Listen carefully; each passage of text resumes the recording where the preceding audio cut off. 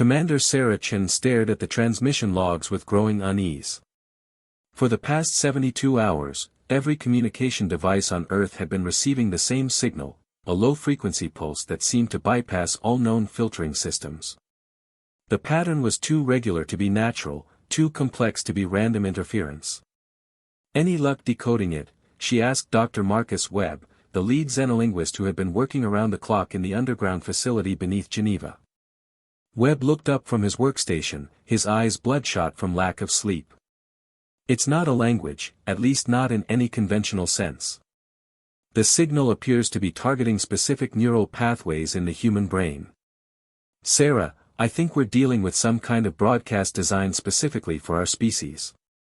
The implication sent a chill down Sarah's spine.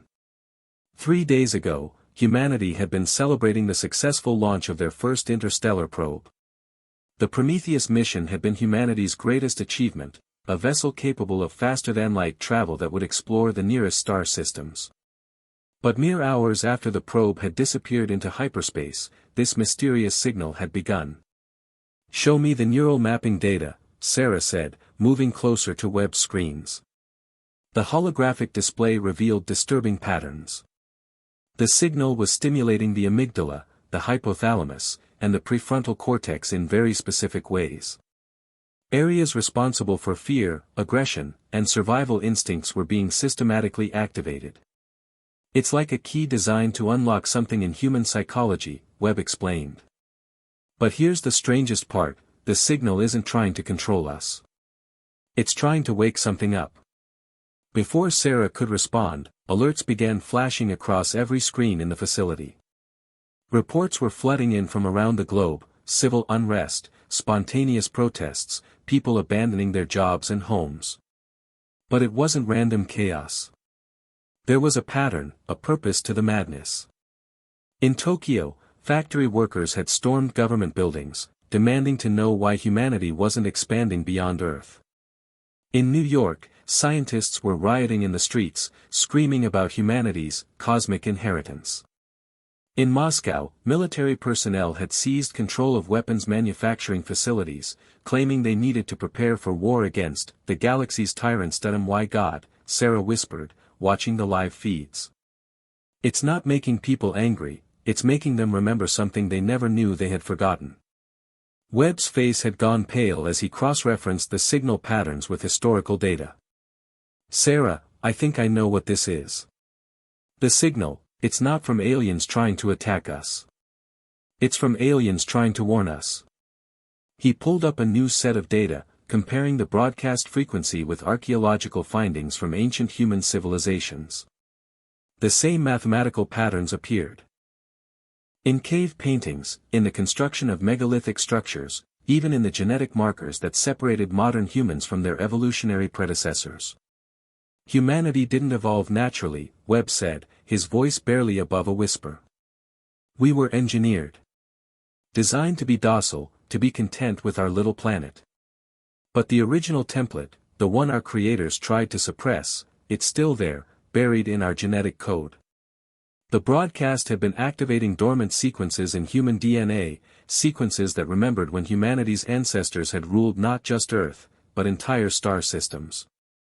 The peaceful, cooperative nature that had defined human civilization for millennia was artificial, a cosmic leash designed to keep them contained. Sarah felt it herself now, a burning sensation in her chest that had nothing to do with the recycled air in the facility. It was anger, but more than that. It was the fury of a caged apex predator finally remembering what it truly was. The probe, she realized. When Prometheus entered hyperspace, it must have triggered some kind of automated response. Whoever our creators' enemies were, they've been waiting for us to take that first step into interstellar space. Around the world, the awakening continued. Humans were remembering instincts they had never possessed, the hunger to explore, to conquer, to claim their place among the stars by force if necessary. The patient, scientific approach to space exploration was being replaced by something far more primal and aggressive. In the facility's main communication center, General Harrison was coordinating with military leaders across the globe. The conversation Sarah overheard chilled her to the bone. We need to accelerate all weapons programs, Harrison was saying.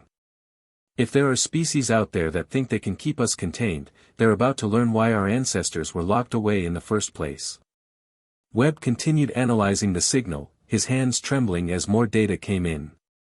Sarah, the broadcast isn't just awakening our suppressed nature.